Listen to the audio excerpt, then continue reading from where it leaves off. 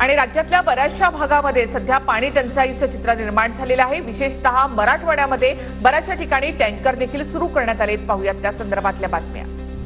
छत्रपती संभाजीनगर जिल्ह्यातील सर्वात मोठ्या शिवना नदीचं पात्र कोरडं टाक 100 किलोमीटरचं पात्र कोरडं पडल्यामुळे नदीकाठची शेती सुद्धा होरपळली। छत्रपती संभाजीनगरमध्ये चारा पाणी टंचाईमुळे गुरांची विक्री करण्याची शेतकऱ्यांवर वेळ।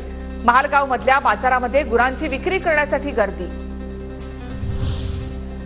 धाराशिव जिल्ह्यामध्ये पाणी पुरवठ्यासाठी बैलगाडीचाही वापर। दुचाकी ट्रॅक्टर मिळेल त्या वाहनानं केला जातोय पाणी पुरवठा। बीड जिल्ह्यामधल्या 122 प्रकल्पांपैकी केवळ 20 प्रकल्पांमधला पाणीसाठा मृत अवस्थेमध्ये, केवळ 5% पाणीसाठा शिल्लक।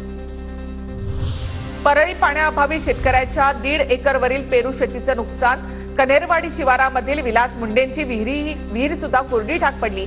लाखोंचं नुकसान, पंचनामे करून नुकसान भरपाई द्या, शेतकऱ्यांची मागणी।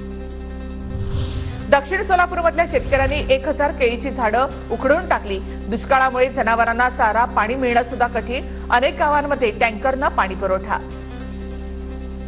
दक्षिण सोलापूरमधल्या मंद्रुप गावामध्ये टँकरच्या पाण्यावर लिंबाची बाग जगवण्यासाठी शेतकऱ्याची धडपड। लिंबाच्या एका वेळच्या उत्पादनासाठी 6 वर्षांचे कष्ट।